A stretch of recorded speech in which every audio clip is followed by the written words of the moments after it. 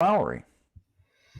Good evening, Mr. Rex Moncrief. Finally, my apologies to you and our viewers on my late attendance to this fantastic show of ours. Well, the great thing about this format is we control the show and we don't like answer to a network or anybody. So whenever we hit the live button is whenever we hit the live button. But certainly do appreciate the folks that are standing by, waiting on the show to start up. And let's see here. Let's make Well, sure you Facebook's sending out its notices and all that. you will be happy to know that the meeting that I was at and was the cause of me being late getting here. There were numerous compliments and thank you and good job. Got a lot of that tonight. Really? Well, that's always a good thing. So, all right. So I'll tell you what. Only showing two people online right now. Let me go make sure we're actually live on Facebook here. Let's see. Because we did. I started it in the late deal with Restream, and again, I'm not 100% great on Restream's platform yet. So let me make sure we're actually live here. Let's see, and then we'll get the countdown going and all that kind of good stuff. Da, da, da, da. I just don't show us live yet. I don't either.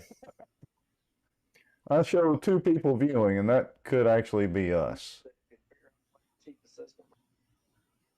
What the heck? Well, I don't think that it is me because it has not even come up in my feed. All right, well, I'm going to end our. Try it again. Let's see if we get notifications and if people actually start watching. If not, I'm going to cancel out a restream and we're just going to go direct. So there's two people watching, which again, very well may be us. I still don't see a live notification. So, well, wait a minute. I see the number popping up Ooh. 40-ish. Yeah, okay. Apparently we're actually live this time. Second time's a charm. Folks, if y'all are watching the show, somebody make a few comments there and let us know that we're actually live. Of course, we're late this evening, but we got a valid excuse for that, so we appreciate y'all joining in. Yep. I All see right, it. we're definitely live now. Finally, good. So, okay, we got to stop talking about people like on the lowdown now. Yeah, we actually have to, No more sneaky stuff. yeah, we have to watch what we say. Okay, there we go. We got some comments going. We are live. All right, great, folks. We appreciate y'all tuning in and staying with us. We had to delay the show a little bit this evening. We're going to do our 2-minute countdown. We'll be right back. This gives you a chance to go grab some popcorn, grab a glass of tea or whatever your favorite beverage is, invite some friends. We're going to do a little sharing out. We will be back in 2.5 minutes. Y'all get ready. We've got lots to talk about tonight.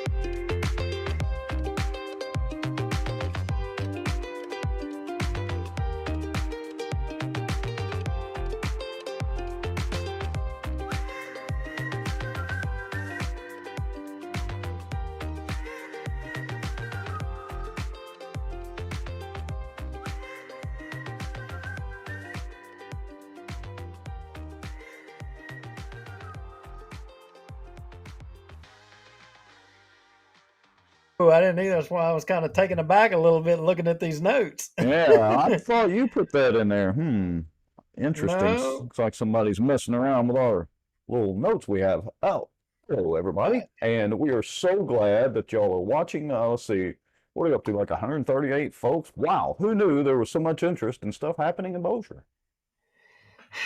Yeah, and there was a lot happening in Bossier tonight, ironically. But Yes. I don't know. We've had other nights where there was more things going on, Well, but that's true. But why don't we start off and let everybody know part of the reason that we're starting about an hour late tonight, and again, we appreciate everybody sticking with us and tuning in, is because you were at a political type meeting, what I call a dog and pony show. How did that go? well, I thought it went well. I thought it was a good event. There was a lot of attendance, and for those of you watching, went to the Bossier Republican Women's Meeting out at Silver Star tonight. They were having Kyle Ardoin, your Secretary of State, there speaking, and um, the Rex, you know this, but we've been trying to catch up with Kyle Ardoin ever since the legislative session when you had these election bills going on with Yep. Senator Hewitt, SB 221, and you had Representative Hodges on her House bill. And we had a lot of questions, and Yeah.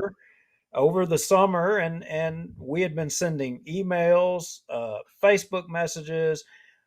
I even called his office and left messages, to kind of ask him some questions. So tonight he was there, Hmm. and there was going to be a question and answer session, but it wasn't very much of one. As it would turn out, I was the only person that got to ask a question. So it was a question and answer session, literally one question and one answer, right? Yeah, but and don't take it the wrong way that it was a bad situation, because it wasn't. It was just that it went long, Right. and there was only the ability to ask one question. And I have to give credit to Jane Smith, because Hmm. Jane Smith knew that I had a question I was really wanting to get asked, and she made a point to make sure that I had the opportunity to do it. And ironically, I was the only person that got to ask a question. Wow, So I feel special in the presence of the only person that got to ask the question tonight. That's awesome. And you would be interested to know that, I was kind of unsure. I was thinking that maybe somebody may throw a drink on me or some crap like that, we see. But a lot of people came up and were like, look, they said, just wanted to let you know we appreciate what Rex and you are doing. We think there's value in it, and Hmm. convey to Rex that we appreciate what y'all are doing. Well, that's actually really good. You didn't get run out of there, uh, with run out of there by the law enforcement or the political people or anything like that. That's great. Well, and the thing was there were people there that we haven't exactly spoke kindly of, who who would probably just as soon throw us in the river, Did if Saint we Biscuit could. give you side eye? Well, I didn't even cut down looking that way, just in the event that something would come flying towards the other end of the table. But Right. you know, All right, so anyway, let me go ahead and I'm gonna put up our show topics, the basic topics. So this is show number 58. Title is Call to Action, and I'm trying to keep up with those show titles and numbers. Kind of makes easier for people to reference and all that. So we're gonna have a first church update. Obviously, there's been some movement there naturally, and of course, also the Cypress District loses at the Louisiana Supreme Court, which is very interesting and has some other ramifications. We're going to do a quick Cedar Creek update.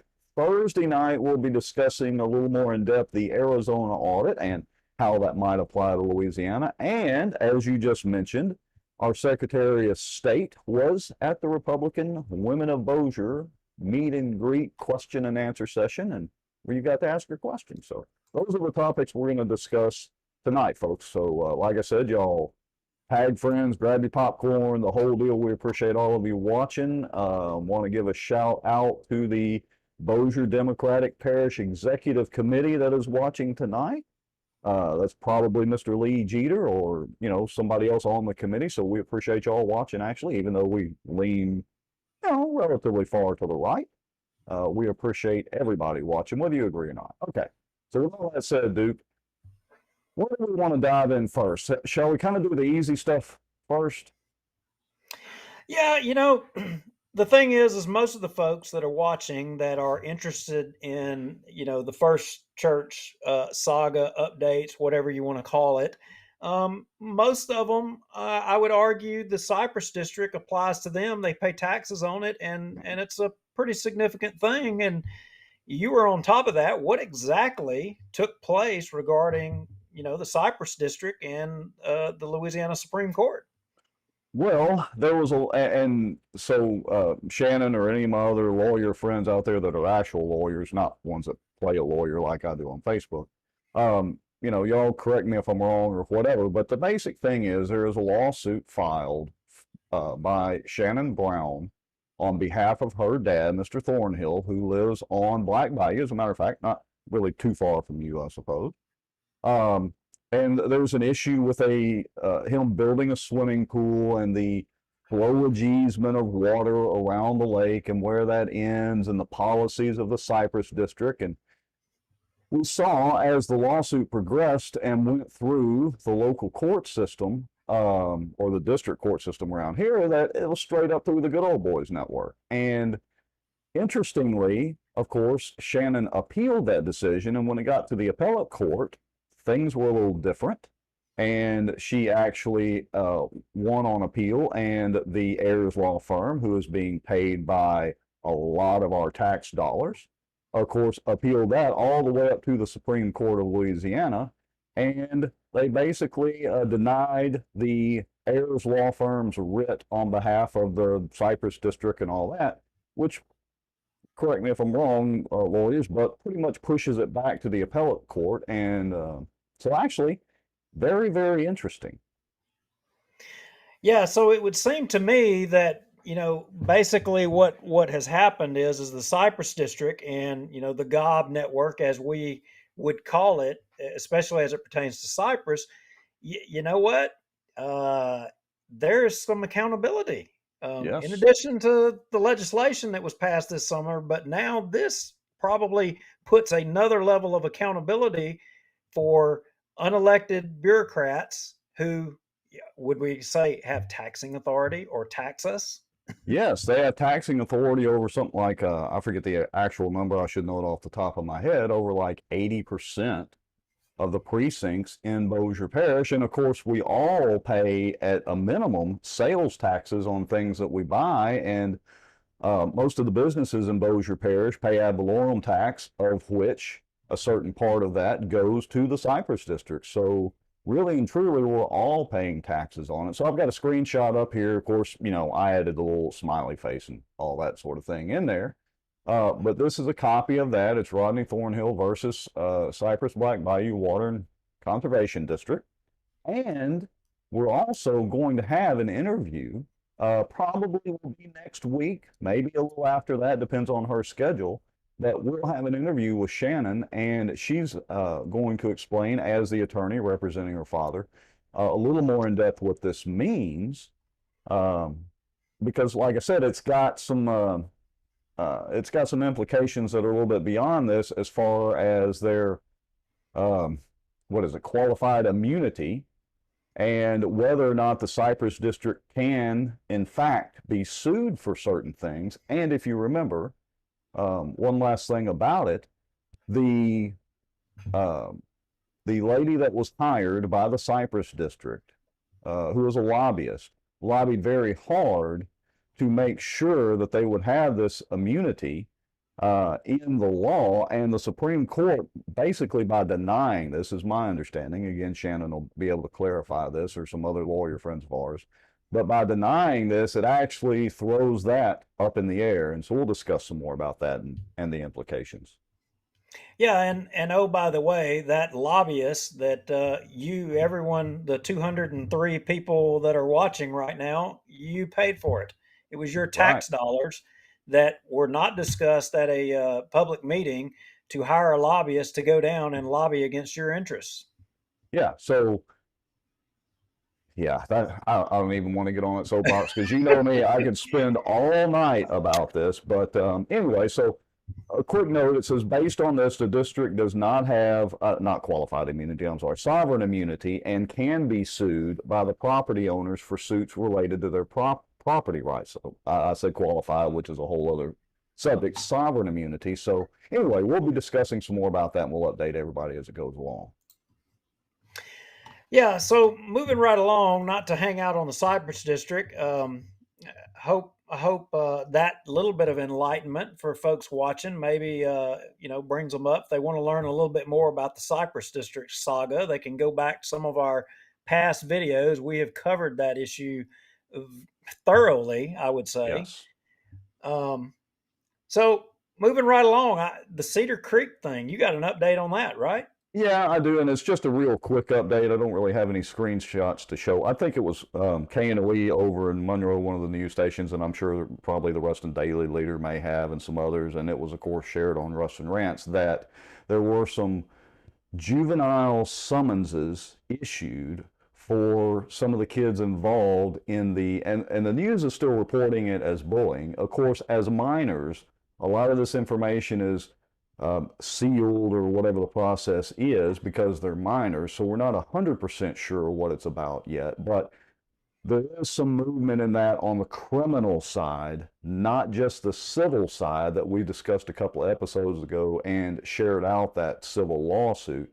And folks, if you haven't seen any of that, just scroll down our Facebook feed a little bit and you'll see the lawsuit itself. And I just got to tell you, whether it's all factual or not, it is a little disturbing to read, so just be prepared for that when you go read it. So there has been a little bit on the criminal side as far as movement. We'll share out some more updates as it Rex, progresses. do you think those things really are disturbing to people? I mean, we've got we've got babies being thrown off bridges. I mean, Yeah, are and I drove over the bridge like an hour or two after. It was right after, the law enforcement and first responders had left. So yeah, we've got crazy stuff going on, but I was trying to be nice and be slightly politically correct and be a little on yeah, my sensitive side. I don't know, where are we going as a society? Ha, I mean, I don't know. We've Robert and got Aaron, Robert and Aaron was talking about it, and they were saying they were like, I was just kind of thinking about this, and I was saying, or they were quoting they may have been quoting Mario Chavez, and he was saying, he was having introspection on it, or somebody, and they were saying, just kind of where did we go wrong as a society? Where did we fail? Where did we well, fail for things to get in this situation that we've got these things happening? Well, yeah, but things like this have been happening, and so I agree with your point and the premise of that. But it's not like any of this is new. Just remember, we have instant. We've gone from 24/7 cable news to instant news and communications literally at our fingertips. And while that was absolutely tragic, throwing those two children off that bridge, it killed one of them. I couldn't imagine that doing as a father, much less as a mother, no matter how angry I was at my kids. I mean, I joke about, hey, I got three kids, I can get rid of one and still have two left, but I can't imagine actually doing something like that, especially the mother. So there are some people in our society that have some issues. Well, I think some people would say maybe it's because as a society we've disengaged a lot and we're not really dealing with those issues. We argue and haggle in politics all the time that Right. there needs to be more engagement, there needs to be more people involved, and that a lot of our problems is because we don't have as much engagement. But on the flip side of that, I think there's a lot of people that don't engage because they just it's so overwhelming and so much stuff, and let me Right. take it a step further. There's so much negativity, and arguably somebody could say, well, look at y'all, look at this show in Bossier Watch. For the most part, everything you talk about is the negative sides of things, right? You see where I'm Yeah, going? well, and look, that's absolutely true. But let me just share a little bit.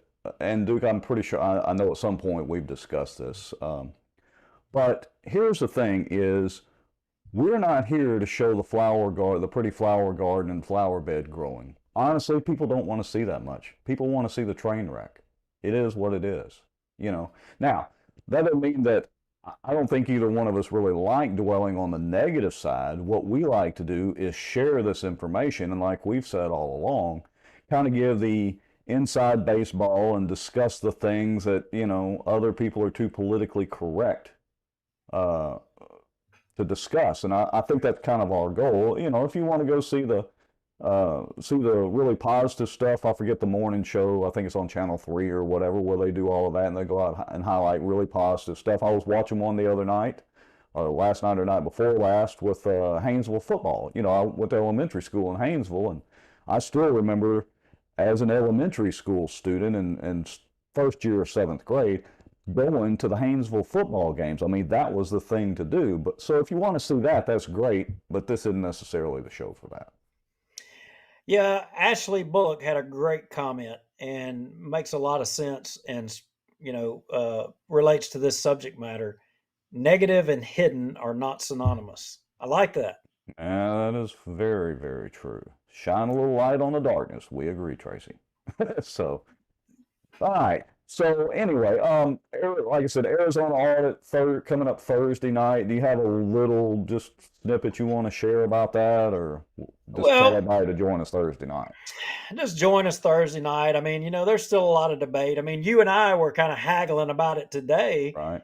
and you know, as it would turn out, there's a report that came out today that said that not only a lot of people don't realize that the people who did the audit in Arizona, they actually had three different reports. They had three reports, sections, I guess you could say. Mm-hmm. But even you and I were kind of arguing about those things a little bit. I'm just arguing our typical debate stuff. But then as the day progressed on, it it came to light that there is a fraudulent report out there. Oh, imagine that. Somebody's trying to poison the well already. Yeah. So, and Yeah. this circles back around to Kyle Ardoin and to the question that I asked him this evening. And of course, Mm-hmm. it has a connection to Arizona and our elections in Louisiana. And I recorded Kyle's whole speech that he gave, and he really spoke well and he articulated things well. And I agree with him on a lot of things that he said. There's a lot of things that he didn't say that the majority of folks wouldn't pay attention to or even ask. But at some point, those things are going to have to be asked and addressed specifically. And, hopefully he said, that he would come on. So hopefully he gave me a cell number and we're going to get together and hopefully we're going to get him on the show and we're going to dive deep into those specific issues. Right. Well, that'll be a good show, and it'll allow us to go into a little bit deeper the election process in the state and what's going on there, which is very, very important to everybody because, I mean, it even relates to a lot of the first church stuff. The first church stuff, if I can talk this evening. Um, Part of the reason it's been on our radar because we've done segments on this before, and Duke, you and I have been discussing this for years, and honestly, you were one of the first people that kind of opened my eyes to using the church as a political platform, which I don't think either you or I agree with doing that. I know you certainly don't. And to me, that's part of the issue, and one of the bigger issues here of the situation at First Bossier. And so I want to be clear to everybody again, and we appreciate everybody that's watching. I'm not here to attack the church itself or the membership, Duke. I believe that, of course, you're not either. We're here to point out the things that are going on and the things that folks have asked us to look into, to highlight, to show, or to talk about, because honestly, a lot of them are afraid because of repercussions politically, business wise, and everything else. Some folks are honestly afraid to share this stuff out. Yeah, they are, and it seems to be that's been a common thread in Bossier for a lot of years, for a long Right. time. People have not wanted certain subjects are jaded, and you just don't talk about them. And I think we ironically made a joke. I thought it was funny last show. The first rule of Fight Club: you don't Right. talk about Fight Club, Right. and that First rule ties of in. First Bossier. And we'll literally see that here in a minute with some highlighted commentary. Basically, that's the same thing. First rule of First Bossier is don't talk about First Bossier. Yeah, and over the weekend we got another message from someone that was giving us some feedback, and we appreciate feedback, whether it's you anonymously or however, but someone was saying, look, y'all covered the subject of First Bossier good. You were fair and balanced on it, but just don't go too far with it. Don't talk too much about it. Don't Right, wear it out. right. Well, and you and I had that discussion, Yeah, and we were like, well, do we keep on talking about this or do we not talk about this? And we kind of come to a conclusion whether we really wanted to talk about it or whether we don't want to talk about it.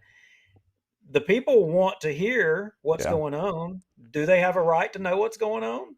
Well, yeah, they do. And let Yeah. me explain why. I mean, not just the church membership too, because again, some current First Bossier members, you can correct me if I'm wrong, but First Bossier is a nonprofit, which means they get tax advantages, which, not that the state's cutting them a check, but that puts it in the public purview. And of course, churches are generally considered public spaces. That doesn't mean that, a church member that's going through personal issues or faith issues, that doesn't mean that that gets shared out.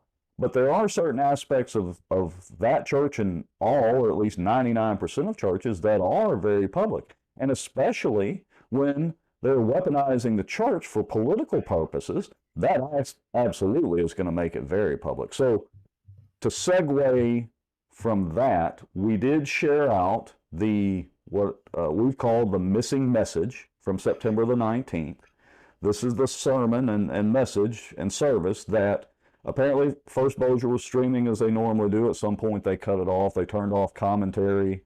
Whatever happened, I don't know. Maybe it was a technical issue. Maybe it was a technical glitch.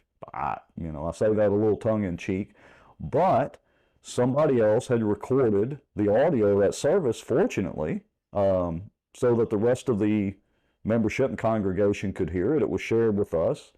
We did an automated transcription captioning deal. So again, like we put in the post, the captions and transcriptions, not 100%, but it's pretty close. And so we did share that video out so that for those of you that were not able to hear that service and hear what Brad had to say in his defense, it's always good to have both sides of it to hear what Brad had to say. Yeah, and I think that went over well. It looked like there's a lot of folks, have been watching that, and I even went back and I say watch, listen. It's pretty neat having a picture there, and you're listening to the voice, and you can kind of put it in your head. It's right, but when you're just listening to straight audio, it kind of just doesn't work right. But Correct, yeah. even after listening to it, the second time, there were things that jumped out at me. Was it the same for you? Yeah, it was. And things that jumped out and dovetailed into the document that we're going to share out here in starting here in just a few minutes. That was, of course, shared to us. And it really proves some of what Brad was saying. And again, I've learned through life that, one of my mentors taught me that there is no black or white, there's just infinite shades of gray. And so in this case, I'm sure, I'm not just sitting here hammering Brad per se. I think there are some things going on at First Bossier that are obviously not the way that they should be. And he's running that absolutely as a top-down church, so it falls on him. But there are a lot of things in that message that are very revealing and tie into the documents that we're going to show pretty much starting here in just a minute. Yeah. So based off of the missing message, um, over the weekend, we kind of, you and I touched base first of the week after, the, the remains of the day, the remains of the weekend. We cover the work over the weekend, and we had quite a bit of stuff poured into us, including Yeah, the a lot. documents, 40 plus pages of documents, and trying to sort through all of that. And it all seemed to relate around the missing message. Right. And you kind of start trying to piece things together, how you get where you're at. And there's a couple of things that were really striking to me. and I'll get to those because you're probably going to get to those in those notes. So Yeah, I've got some things, so I'm going to go ahead and kind of put this is the PDF itself on screen. I'm going to go through. I've got individual screenshots of it set up and a few things highlighted that just stood out to me. Um, I just want to point out that Mr. Dana Beck commented and said there's more people watching this than last Sunday's sermon. Interesting. Um, so this is the actual PDF, and this is known or titled as a call to action. This was not just shared to us. This has actually been shared publicly per se, but I think it's been moving through text messaging and Facebook messages and emails and that route, and of course it came to us. So there are some redactions of names in here that are they're redacted, they're blacked out. Folks, just to be clear, we did not redact those. This is how we received the document, and you can go download the document right now. I've shared it out on Bossier Watch. I've shared out the screenshot so you can go through it real easy on a computer or phone and click through and read it, and the actual link to the PDF itself, which is the same document shared as. That's not our link. So you're more than welcome to go pull this document up yourself. So this particular document, Rex, I don't remember this one. What was the gist of this document? Oh man, it covered some of the same stuff that we talked about. What was it, last Thursday or last Tuesday night? Honestly, it's kind of a blur. Plus a whole lot of other stuff. And so this is kind of a call to action here. So I'm going to close this out of the way for a second. So bear with me for a second. And it'll be a little bit easier for me to show some things here. So this is the same first page that I was just showing, but I highlighted a few things that stood out to me. And this document was apparently written sometime after September the 19th, which would have been not this past Sunday, the Sunday prior. That's the Missing Message Sunday. You can see where I've got that highlighted there. And to answer Wade Thomas, is there a name on that? No way, there's no name on who actually wrote this, although there are names that are redacted in here, but there are initials. And so honestly, if you remember First Bossier, I'm sure you can kind of figure it out as you go through this. The only name that's not redacted is Brad. So, all right. You can see right there up on the first paragraph, I highlighted there are a group of believers that do not agree with the message given on that Sunday. Again, that's what we're calling the missing message that we have posted. So I would highly suggest that you go listen to that. It's actually about 30 minutes long. These folks are concerned about the direction of First Bossier under the leadership of Pastor Brad Jerkovich. And I would like to say this.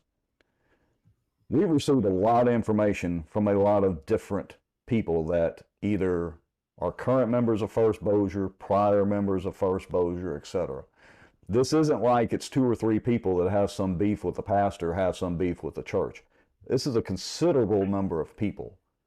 And to me, that makes it absolutely worth listening to and viewing these concerns, because to me that pulls it out of the realm of just a group of rabble rousers in the church. And so it's go ahead, dude. Well, and I was just going to point out, like the document that you have up right now, it points to something that again jumped out at me later on, was that multiple requests were made to view financial documents in accordance with the First Bossier bylaws, and in the missing message, and I may be jumping ahead and on the Oh pages no, go here of ahead. the note. Yeah, go ahead.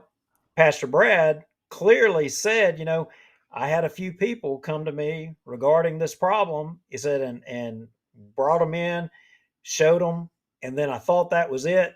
And then a couple of weeks later, here it comes again. Right. Well, again, this is just my reaction to it from the complete outside. Full disclosure, of course, I'm not a member of First Bossier. I've attended, I think, one service there quite a while ago. Don't know Brad face to face, or whatever. But I think he's spinning that. Because when you read this and the other information that's been shared to us, he's trying to spin that, and I don't blame him, to put a positive face on it in front of the congregation that he was addressing on September the 19th. Well, here's the thing. So, and I don't, kind of piecing these things together. If in his message he expected for people to come and see the finances or to address that problem, and then you wouldn't have that question or that issue, it would be resolved. you know how would he expect it to be resolved if he was requiring people that were coming to see the financials to sign NDAs? How would it be Right. resolved? Yeah, that's only going to cause more division that he claims he doesn't want to cause, and it's only going to cause more suspicion. Yeah, that's great that you're jumping ahead of that because as we go down again, this is just page one. Um, yeah, so let me back up, and then it's going to circle right back into church finances. So, beginning of June 2021, employee at the church was asked to resign. Prior to this event, many members of the church met with Brad and or his leadership team privately, as instructed in Matthew 18. In other words, not trying to make this a public spectacle with their issues. Follow the leadership up the chain. And down in the next paragraph, the topic of church finances was pursued as part of the initial concerns. Multiple requests were made to view the financial documents in accordance with the First Bossier bylaws. Of course, we've posted a copy of those, at least, a link to the copy that's currently still on their website. So we assume that that's the current copy. Each request to view those financial documents was replied to with additional requests for justification, which, according to these claims and what I've seen so far, is counter to the bylaws, or at the very least, the spirit of the bylaws. They literally were going to require them to sign an NDA to view these. Now, interestingly, in this pile of documents, somebody had an attorney, and we don't know who it is. The attorney's redacted, but an attorney wrote a detailed letter and gave an opinion on that. Right. And I think uh, the cut 10, 11, and 12 are actually those. If Okay, let me see if I can pull those up real quick. Cut 10. Yeah, that's cut 10, FB lawyer. Yeah, so let me go ahead and put that one up there. Give me just a second here. So here is cut 10. Let me zoom it up a little bit. It might be a little fuzzy, but so it says, yeah, and this is on down in the deal. This was September 8th of 2021. It says, Dr. Jerkovich, I have been asked by certain members of First Baptist Bossier, collectively the members, to provide an opinion regarding whether the members are legally entitled to view the church's financial records. I understand that the members have met with you and the leadership team on at least one occasion regarding the members' request to view the financial records. Moving on down the list, as I'm sure you are aware, Article 11, titled Record and Reports of the Church's Bylaws, states the following in pertinent part. The corporation, being the church, shall keep correct and complete books and records of account. All monies, receipts of monies and expenditures shall be properly recorded according to accepted accounting principles. Number 5, highlighted, he skipped to number 5. All books and records may be inspected by any member for any proper purpose at any reasonable time pursuant to Louisiana Nonprofit Corporation law. And I think Brad has forgotten that they're a nonprofit corporation in the state of Louisiana. now, Conveniently interest, forgotten. interestingly, and of course that's the first page. That's not the second or the third. But Right. I recall correctly that it doesn't mention anywhere in there when it's talking about the state laws about non-disclosure agreements. Correct. As a matter of fact, he goes on down here, and let me see if I can kind of get this position right. He highlighted item C down there underneath revised statute 12223. Every shareholder and voting member may examine in person or by agent or attorney at any reasonable time the records of the corporation listed in subsection A of this section. Courts have enforced church members' right to examine the church's financial records, citing 12223C, Jefferson v. Franklin, um, so on and so forth. And he points out there in the bottom paragraph, the members are all active voting members of the church based on the church's bylaws and 12223C, the members clearly have a legal right to examine the church's records. Now, the church didn't necessarily deny them, at least not 3 times yet. There's a biblical reference there somewhere.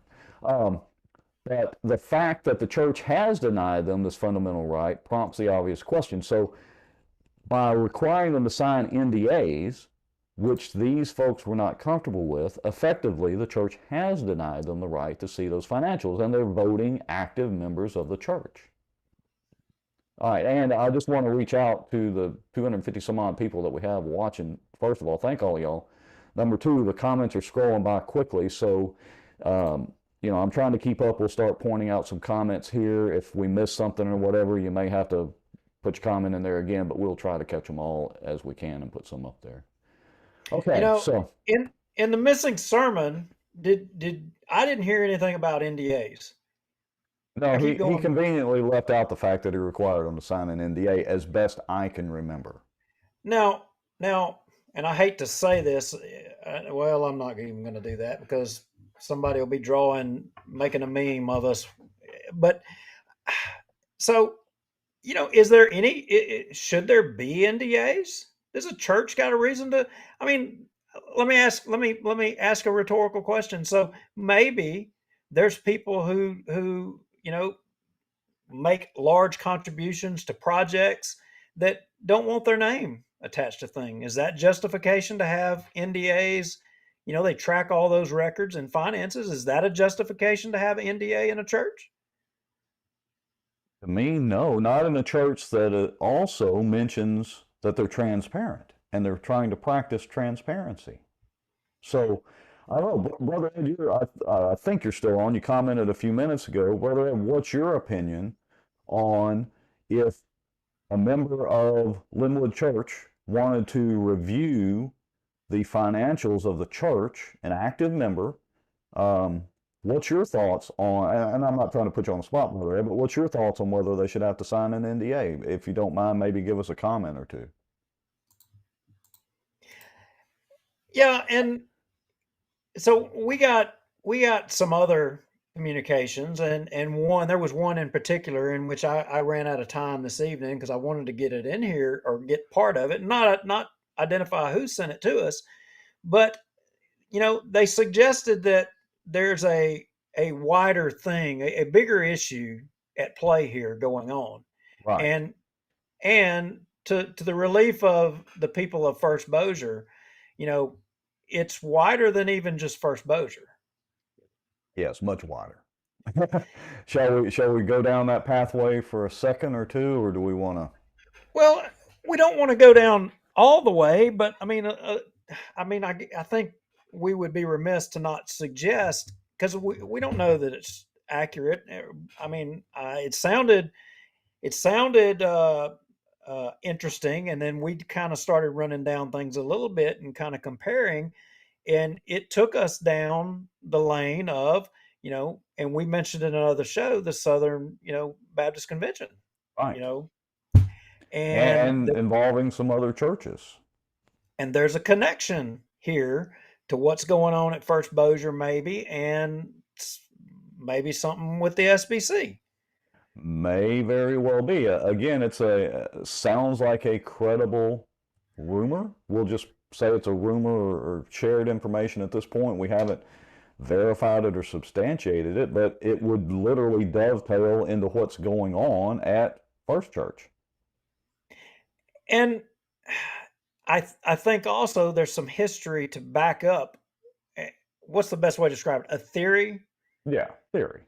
There's some history to back up this theory that I would say was proposed to us, and we did a little digging around, the Southern Baptist Convention and some of the positions that they take on regarding politics Mm-hmm. and regarding finances, and of course, it all has biblical. Everything is biblically referenced in Right.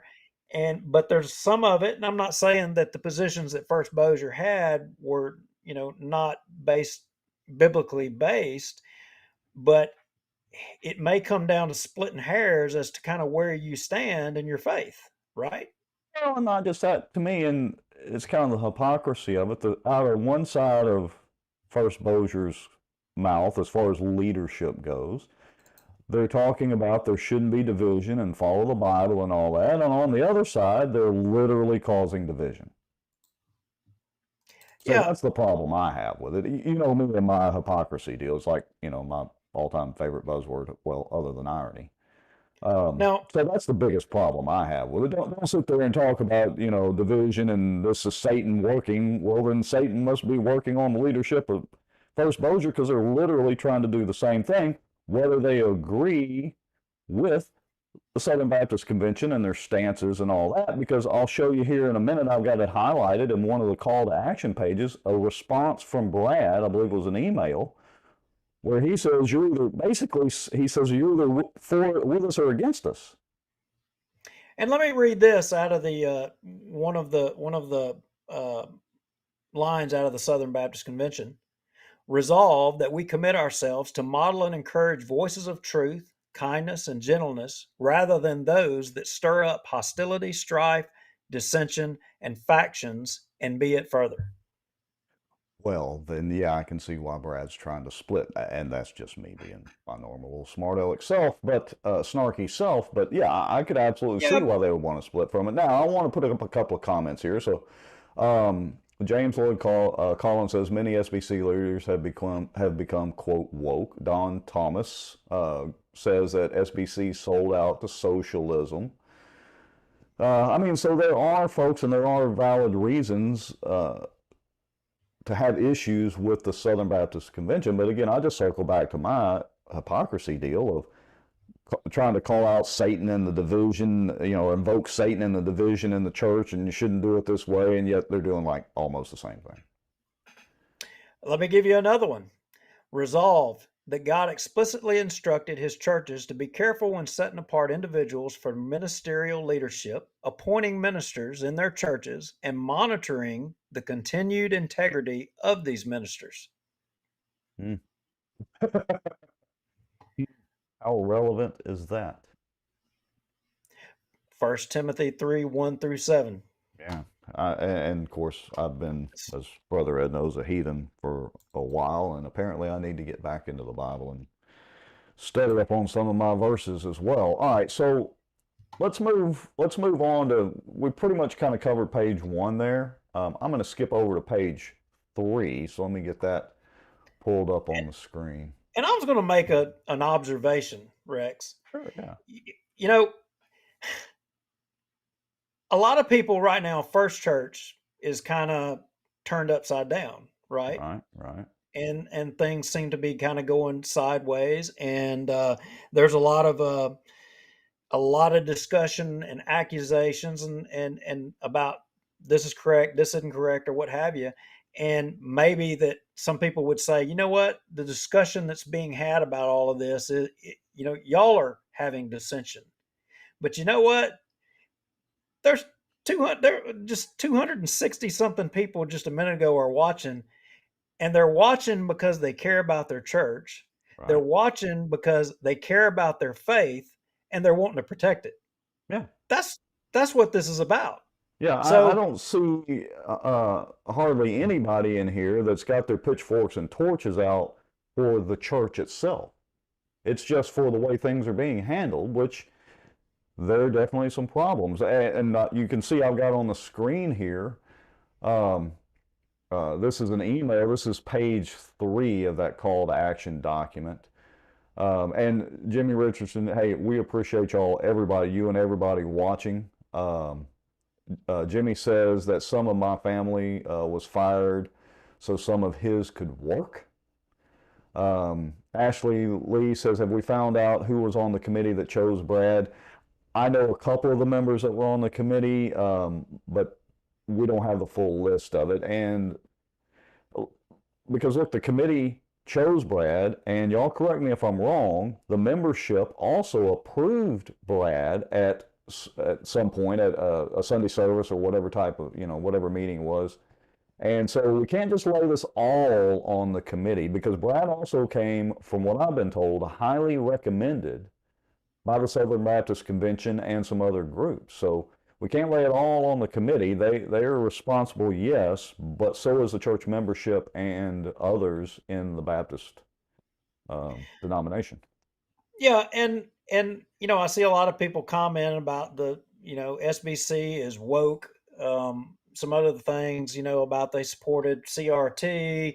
You know, not not saying that's not accurate.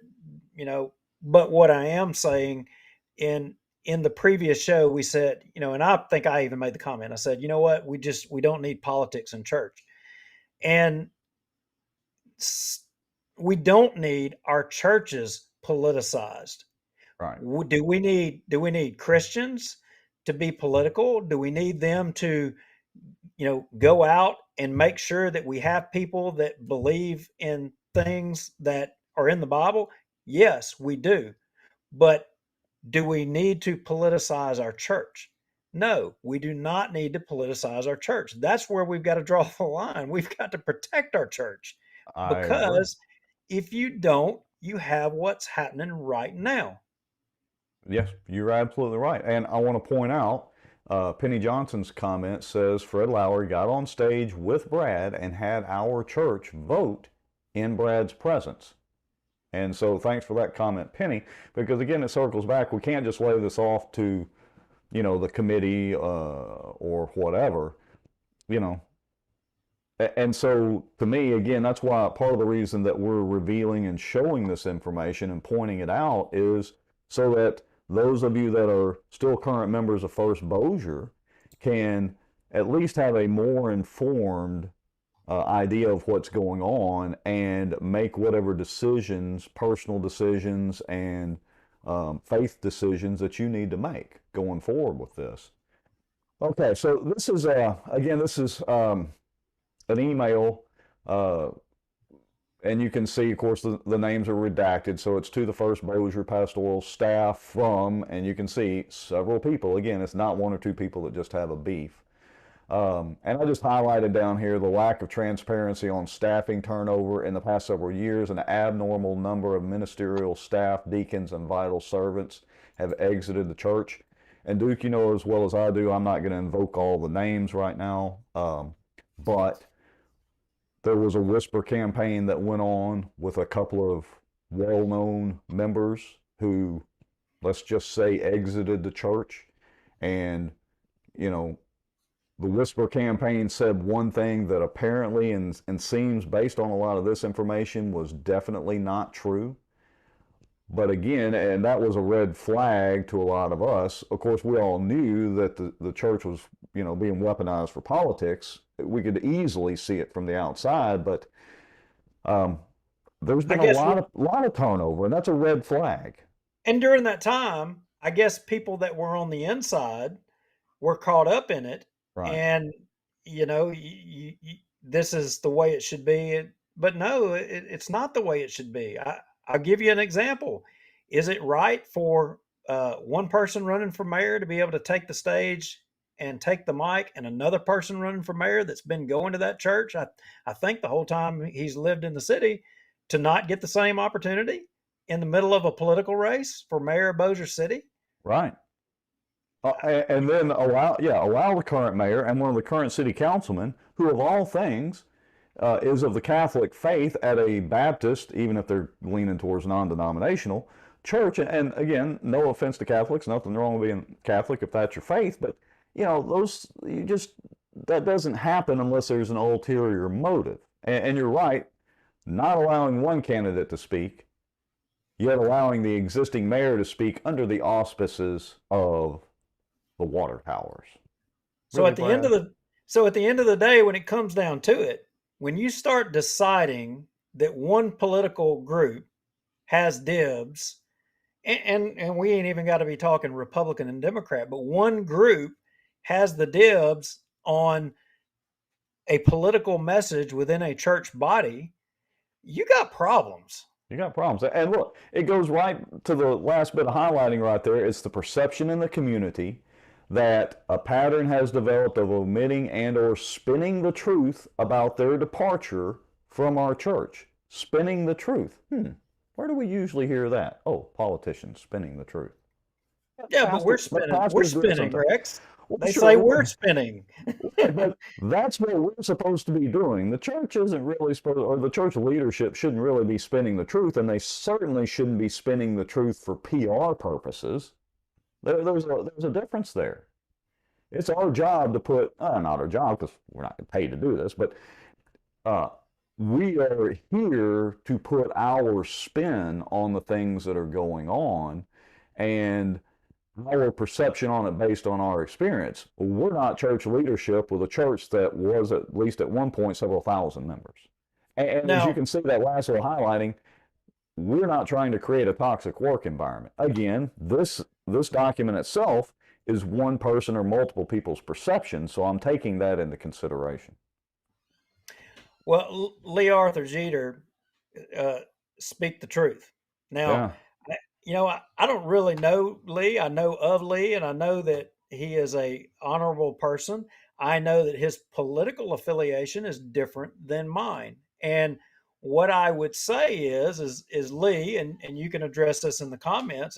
Heck, if you even want to come on the show, you're welcome to, and love to have a conversation about it. But what I would say is, I remember I was involved in the Republican Party a while back, and I remember a meeting was put together at Airline Baptist Church, and there were people that were invited to come to this meeting. And there was a person who was not yet an elected official, but they had high aspirations that organized this thing. And the subject matter of the meeting was about getting, you know, politics, getting our churches, getting them political and getting them active. Now, Mm-hmm. on the surface, it sounded good. And one of the justifications was because the Democrat churches and historically the black churches, they all politic and beat it from the pulpit on voting for this person or that person, and they do it. So therefore, you know, I guess you could say a conservative or majority Republican churches should do the same thing. Right. That was a justification that was given. Well, I'll say this, and I've said it before. If the church wants to politic from the pulpit, fine. Don't be a nonprofit. Pay your taxes like everybody else, and preach all you want. And if it's pleasing to God and the membership likes it, the church will grow. If not, the church will die. I mean, it's pretty straightforward. Yeah, and Matt Varnell, I'm not throwing a shot at the black churches. I'm not throwing a shot at all. But what I am saying is that some of the activities that have went on in the black churches was at a time used for justification to try to push politics in a lot of the white churches. Yeah, I'm sorry, it's the truth. It's just it is what it is. yeah. All right, so I'm going to move along to page, I think this should be page 4 of the call to action. It's category 3. And again, these are people that have obvious issues with the church. So again, take that into consideration while reading this. But this one kind of stuck out to me. There have been accusations of theft and misappropriations of funds within the church. As a matter of fact, we had Jeff maybe watching tonight, but he was accused of that. He also commented a couple of shows ago and kind of help set the record straight a little bit, so to speak. In recent years, deacons have requested a meeting with the staff to review the finances of the church and have been dismissed. Now, Brad said in the missing message, September the 19th, that that's not necessarily the case. That, I think he mentioned several times transparency. So again, it's mixed perception here. And so the question is Brad right? Or is everybody else?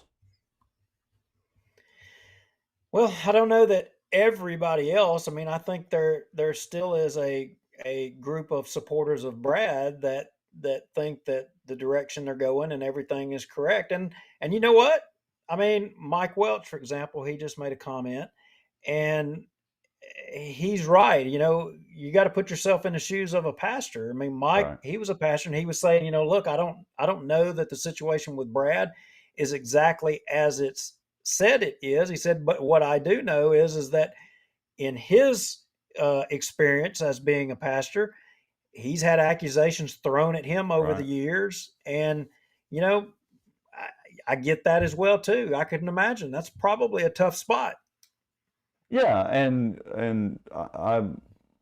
I can understand your position and your perspective there, Mike, as well. And so again, I just want to reiterate my biggest beef with Brad is, I mean, he literally had the mayor up there on the stage and one of the current city councilmen, in addition to all the other things that have gone on in the last several years, and that's my biggest beef with him. But anyway, so moving on to page 8, I highlighted this.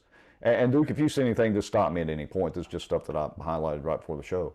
Uh, we have been encouraged not to associate, be seen with, or communicate with people that you do, talking about Brad, that you do not like or approve of. The list continued to grow, asking our staff at staff meetings and smaller meetings to stop associating with people that you had marked as dangerous for our church family. I can testify directly to this. I have spoken to former members of First Bossier who have told me this exact same thing. That directly from the pastor, directly from Brad, they were encouraged not, encouraged strongly to not associate with certain people who had been kicked out of the church. You know, that goes back to our analogy of when you've got a church that you're trying to build it into a castle, and what's the purpose of a castle? A castle is to keep people out. Yeah. If that's the type church you're building, I don't know that that's a church that we should be a part of. Jesus may come back and fashion his own whips again. And so I Well, I highlight, I, I think there was a city that fell into that trap too, if I recall correctly. I believe you are correct. Yes, sir. And so I highlighted here on page 9, looking through pictures of Man Church to see, and this was on social media, looking through pictures of Man Church to see who attended it and who would be deemed unacceptable. Our social media is examined and scrutinized not in an effort to guard us from temptation to sin, but to evaluate who our friends and acquaintances are. And if you're not familiar with Man Church, folks, it's literally gathering of men, and they run 300 or 400 about once or twice a month. They have it at the stable over there at Ryan Gaddy's place. Ryan doesn't lead that. It's actually led usually by Mark Rohde, who is a former member of First Bossier.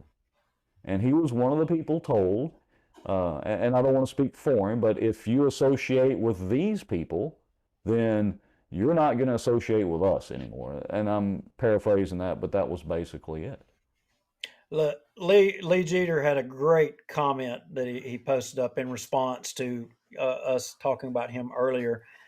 Uh, I cannot speak for every African American church as far as endorsing candidates. I do know that we should all push voter engagement as a civil responsibility and one that African Americans had to fight to achieve. I encourage all voters to be engaged without endorsing any candidates from the pulpit. Bravo. Amen, brother. I Yep. agree. Yeah, churches should be in the business, white, black, or whatever religious institution it is, should be in the business of encouraging people to go vote. Absolutely. I agree with that 100%.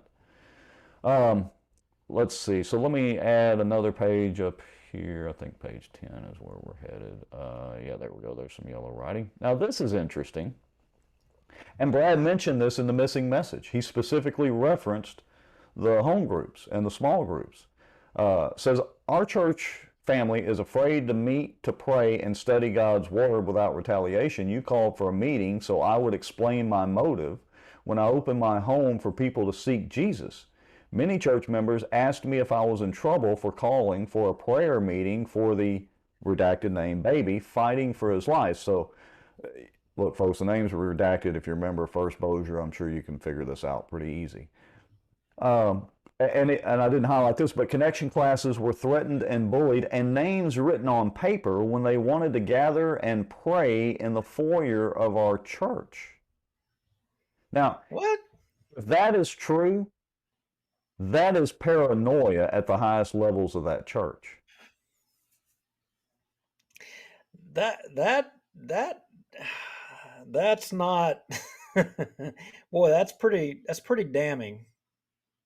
It is, and well, Mike, our good friend Mike Collier, invoked the names. He said, I suppose it is sweet redemption for Ryan and Robbie Gaddy. Mike, just let me add this in, and I agree.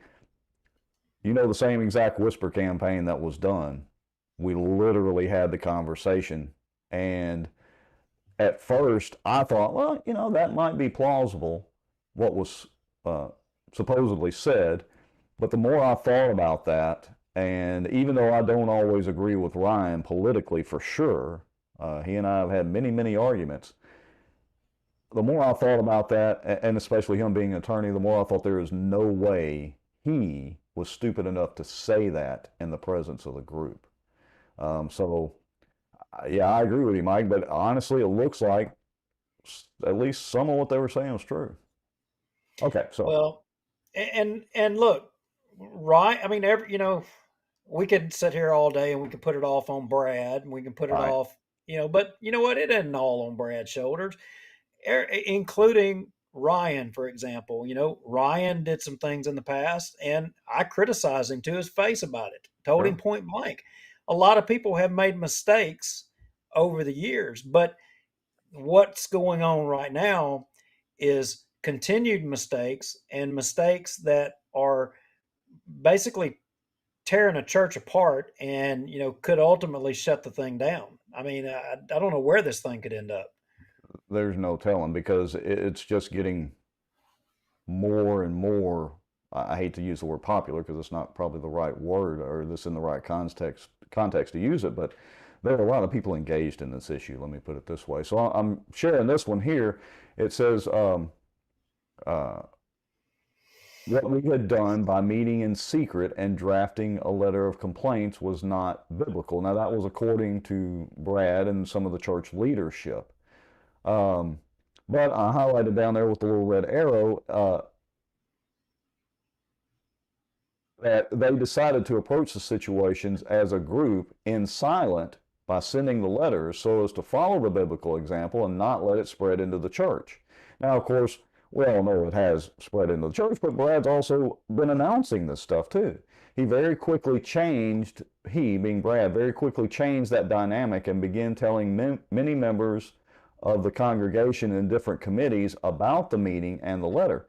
This is almost textbook clinical gaslighting. Not gaslighting as in the popular pop culture, but there is a clinical gaslighting. And it's basically, it comes from a play back in the, I don't know, the 1900s. And the play was about a husband who would purposely dim the gas lights before electricity was prevalent everywhere for his wife to make her think she was going crazy and to distort the truth. And if you read this and then listen to Brad's version, and again, somewhere in the middle is the truth, he's literally trying to gaslight some of this by invoking Satan. And I don't know. It's crazy. Terry Norris puts up a good comment, and she says, "This is the reason a lot of people are not in church at a time when we need to be in fellowship with each other and God." Amen to that. Couldn't agree more. But building walls to only keep one mindset or one ideology, you know, we need to. It's kind of like in politics. Do you if you're running for a political office, do you only go politic to the people that you know are going to vote for you, Mm-hmm. or do you go politic with people who might not necessarily support you, and you try to talk to them and convince them to get on your team and support what you're doing? Yeah. Do you want to be in So an echo chamber or not? that's right.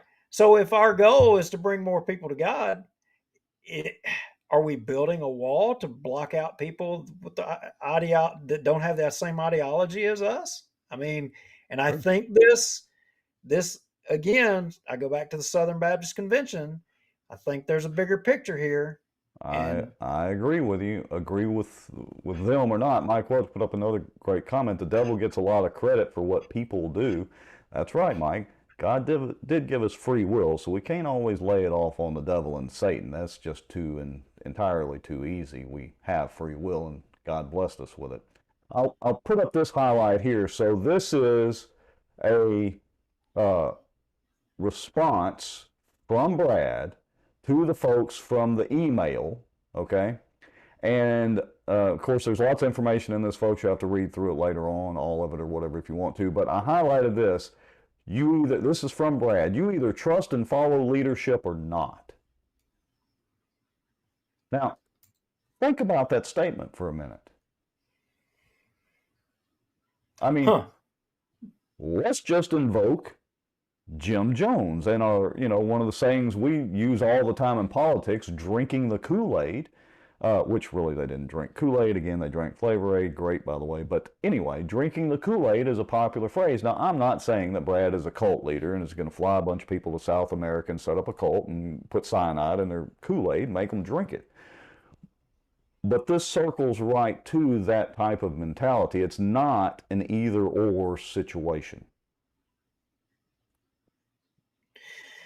yeah, and going back to, the Southern Baptist Convention, and again, I'm not carrying their water, but I keep going back to that because, we went to digging in after an email kind of connected some dots, and there were a lot of interesting things on a lot of the subjects that were being discussed here. And, again, if the Southern Baptist Convention is like kind of the framework, I mean, I'm not saying, you know, some of the stuff they profess or propose that we should be doing in our local churches, but they did promote transparency. They did talk about the expectation of that, and how is it that a lack of transparency, you know, is only justified if you're willing to sign a non-disclosure that you won't be transparent. Right. And speaking of transparency, let me find the comment from Elizabeth here. Speaking of transparency, Elizabeth Palmer says, Brad is the one who brought the letter up in church 2 weeks ago in front of visitors and children. This should not have been done. He is the one who opened the can of worms. And again, I would circle back to gaslighting and research what true gaslighting is. It's very close to it. And Clinton Skates says, you shouldn't have blind faith in anything. Follow the evidence and base your faith on that. Yeah, Julie Ferris has a good comment. She says, come on, no audit since 2014 says everything. Yeah, no third-party independent audit since 2014. But I want to highlight this other comment, and you can see this is from Pastor Brad, It says, if you cannot trust and follow our leadership, then at the very least, please step down from any position of service you are currently in.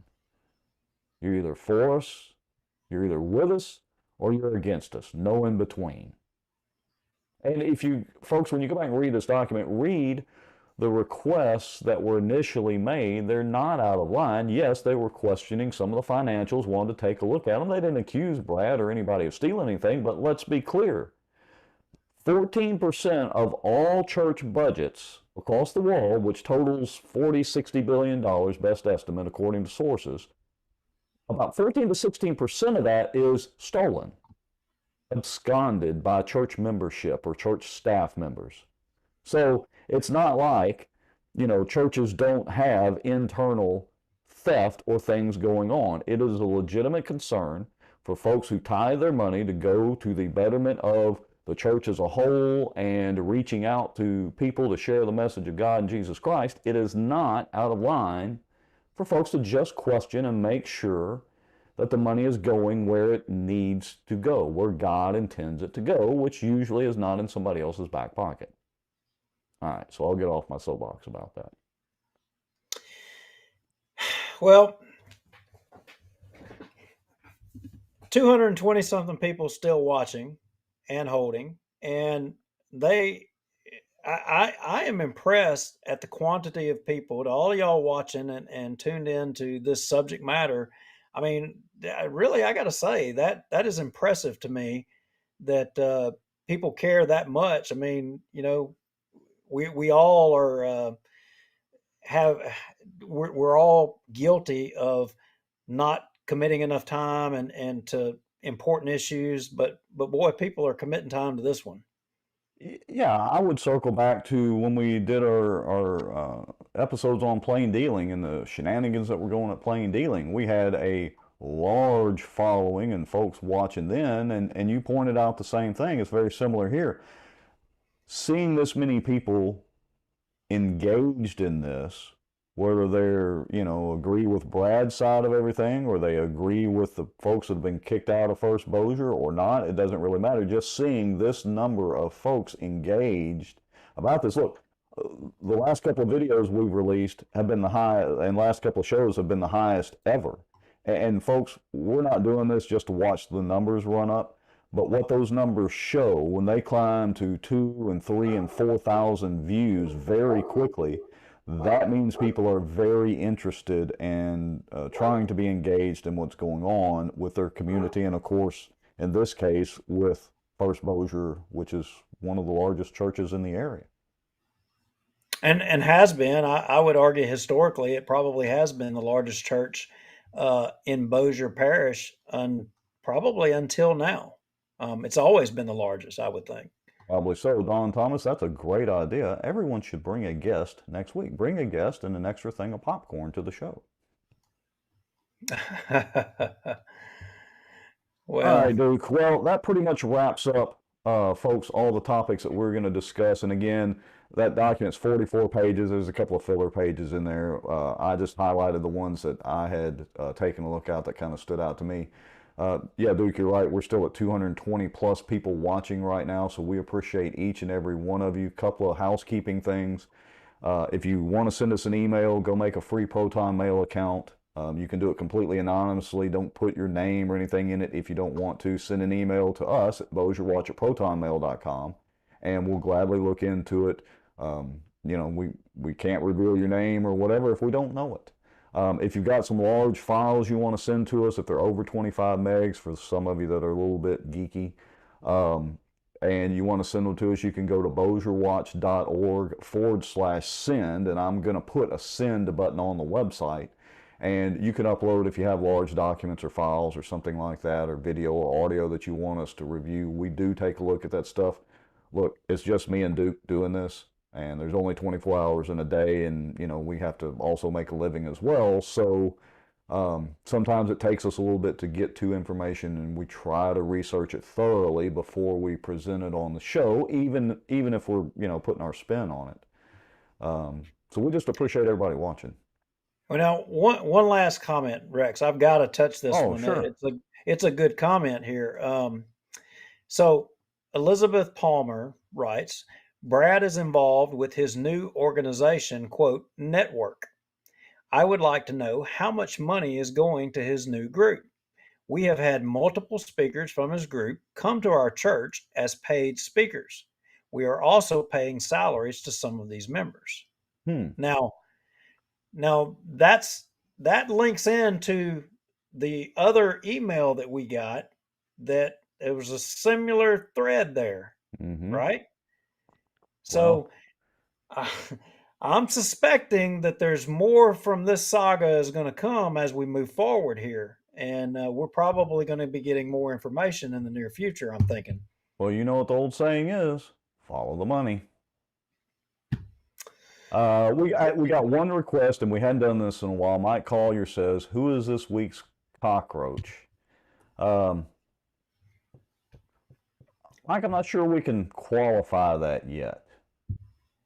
That's kind of being the cockroach of the week holds a special place with us, and it can be both a positive thing or a negative thing. Um, hmm. And a lot of folks probably don't understand how we came to that, and it actually originated from people from First Bossier. Yes, it did. So Cockroaches and cohorts. So, Mike, we'll have to think about that for a little bit. But you're right, we hadn't done a cockroach of the week in a while. And one other thing, and we'll start closing out.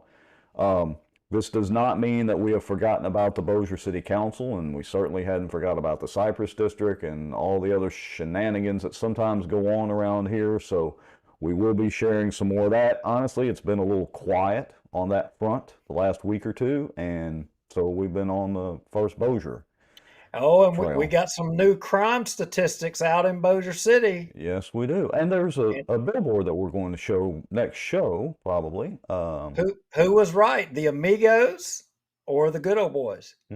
One or the other, the Three Amigos or the infamous Good Old Boys Network. All right, Who was Duke. right? Who was wrong? All right. Let's sign off, folks. Again, we appreciate y'all watching. We're still at 225 people right now at an hour and 20 minutes. That's outstanding. Again, we appreciate you all. Tag your friends, share it out. Thursday night, we will be doing a Louisiana Watch / Bossier Watch. It'll share out on both channels if you want to join us there. And then next Tuesday, we'll be doing another Bossier Watch with more information. Thank you guys. Have a good night. All right, we're out of here.